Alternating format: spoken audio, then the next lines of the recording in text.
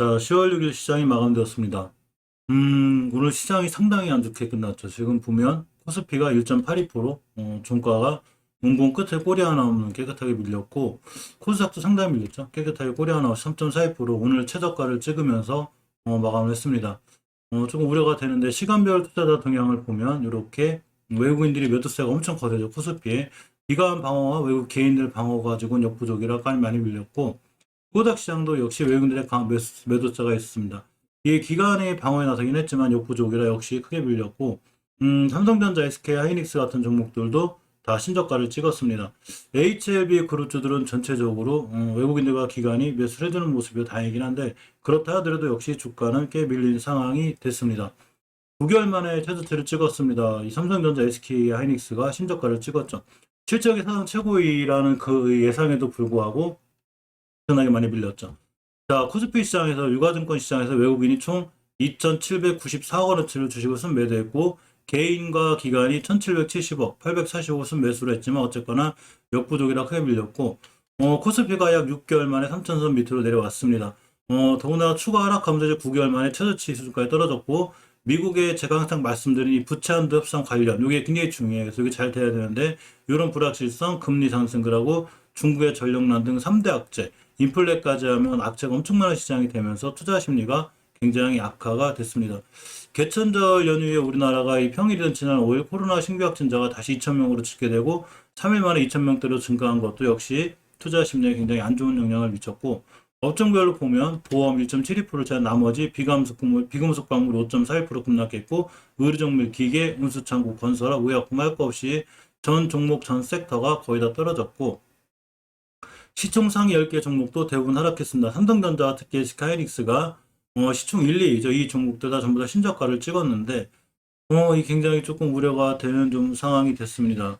삼성전자 SK하이닉스 차트를 보면 자 월봉 차트를 좀 보면 월봉 차트인데 지금 완전 신저가를 새로 쓰고 있죠. 보통 이제 이 차트가 다 말해주는 건 아니지만 그래도 어쨌거나 조금 볼 필요가 있는데 이 월봉에서 20개월 선까지 밀릴 수 있는 확률이 있어요. 20개월 선 가격이 얼마냐면 기술적으로 봤을 때 재료도 중요하지만 기술적인 부분을 무시하지 못하기 때문에 68,000원대까지는 열려 있습니다. 따라서 이 68,000원대를 잘 지켜주고 돌아 나가줘야 삼성전자는 좀 살아날 수 있는 분위기인데 외국인이 어마어마하게 많은 물량을 매도하고 있고 이 물량을 개인이 받고 있죠. 그래서 수급이 먼저 꼬여 있고 기관들도 특히 이제 이 매도세로 많이 이제 있는데 특히 연기금의 매도세가 멈추지 않는 부분으로 인해서 더더욱 크게 급락하고 있습니다. SK 하이닉스도 마찬가지로 보게 되면 크게 밀리고 있죠. 자, SK 하이닉스도 신저가를 새로 쓰고 있는데 자, SK 하이닉스는 가장 중요하게 지켜야 될 월봉 20개선을 못 지켜줬기 때문에 더 추가 하락하고 있고 이제 앞에서 이제 뚫어오는 변곡점 중요한 매물대들이 있어요. 다음 이 가격까지 밀릴 수 있는데 이때 가격이 87,000원 여기까지 밀릴 수 있는 위험성이 있습니다.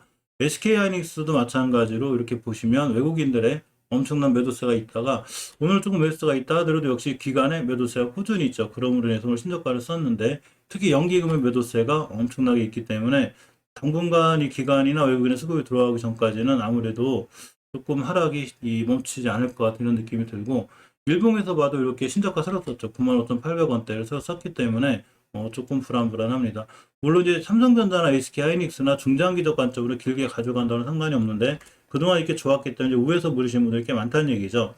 물론 이제 이 뭐 1년, 2년 이렇게 중장기적으로 꾸준히 모아가면 반드시 수익도 주고 좋은 종목들이긴 하지만 어쨌거나 지금은 수급적인 면, 그러니까 기술적인 면 모든 면이 심각하게 무너져 있고 특히 중국의 전력난이라든가 또 이 테이퍼링, 그 유가의 상승, 그리고 이제 가장 중요한 게 미국의 이 채무불이행 디폴트 관련해서 지금 부채 합상 한도 이런 게 굉장히 중요한데 이런 게 좀 잘 돼야 우리나라 시장도 살아나고 아시아 증시가 살아나는데 S&P 선물도 약간 밀리고 있기 때문에 조금 불안한 상황입니다.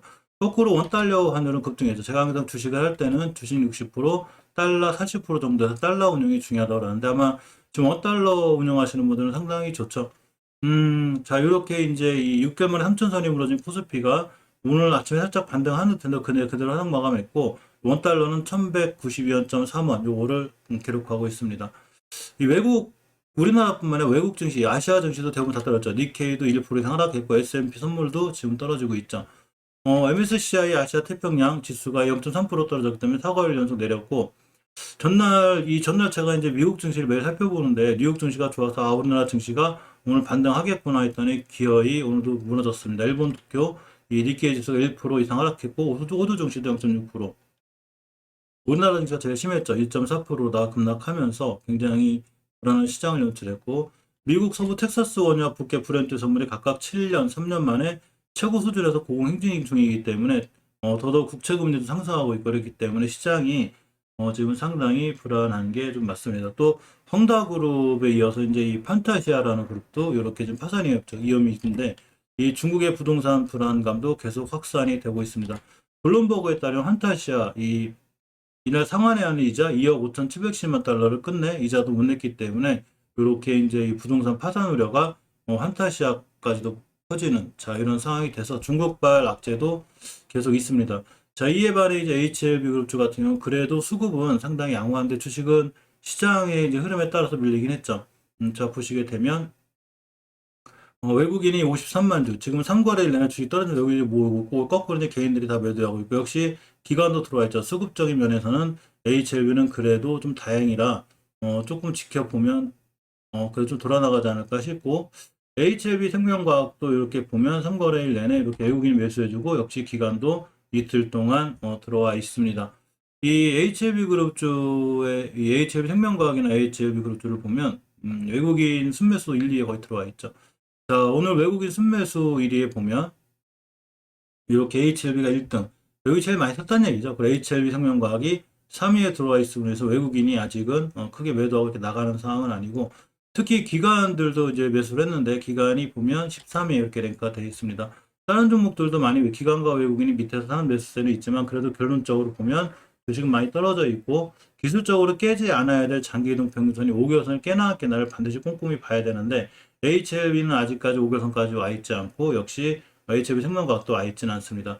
전체적으로 시장이 무너지고 이제 흐름이 깨져 있는 상황이라 지금의 조정은 어쩔 수 없고요. 이게 우리 개인들이 어떻게 힘을 일수하는 부분이 아니고 전체적으로 가장 큰 수급 매수 주체인 기관과 외인의 강력한 매도가 있으면 시장이 전체로 크게 흔들리는 영향을 HLB 그룹들도 받는 거기 때문에 지금의 조정은 전체로 수급에 기인한 거라 도저히 어떻게 할 방법은 없고 단지 어느 정도 악재들이 해소가 되고 미국의 디폴트라든가 여러 가지 부채함도 협상이 잘 돼서 시장이 살아날 때 아마 돌아나가지 않을까 이렇게 조심스럽게 한번 전망해 봅니다. 또 하나 좀 걱정이 되는 게 우리나라 지수가 막판에 왜 이렇게 밀렸나 좀 생각을 해봤더니 막판에 이렇게 깔끔하게 다음 봉으로 이렇게 좀 꼬리에도 잘 반등을 해주는 지표가 나왔으면 좋은데 왜 이렇게 밀렸나 했더니 미국 지수 선물들이 지금 하락하고 있죠. 보면 거의 다 이렇게 하락하고 있기 때문에 유럽도 그렇고 이 공포지수인 빅스는 거꾸로 이제 4%대 올라가고 있기 때문에 아마 우리나라 시장이 마지막에 또 밀렸지 않나 이렇게 생각해 보고 오늘 밤에 아무래도 미국 시장을 조금 신경 써야 되는 상황이 됐습니다. 근데 미국 시장이 좋아도 우리나라 종목들이 많이 밀리고 있기 때문에 사실 요즘 시장이 좀 만만치 않고 가장 중요한 건 이제 지수에 있어서 모든 종목들이 주봉의 차트에 굉장히 중요한데 이 오드선을 애초에 이탈을 했을 때가 상당히 위험했기 때문에 사실 이때가 경계 상황인데 이전에 이탈해 놓는 이번 주 굉장히 좀 안 좋죠. 그래서 예전에 이 3월 달에 최고 저점이 870포인트인데 여기까지 오지 않기를 조금 바라봅니다. 내일이 이제 목요일하고 금요일 2거래일 남았는데 2거래일 동안 60주선 위에 올려놔야 다음 주부터 반등을 기대하기 때문에 내일 모레 시장도 꽤 중요해 보이고 이럴 때일수록 천천히 멘탈 잡으시고 또 신용, 담보, 대출 이런 거 절대 쓰지 않고 지금 현금을 어느 정도 확보해 놓는 이런 전략도 좀 유효해 보이지 않나 생각해 봅니다.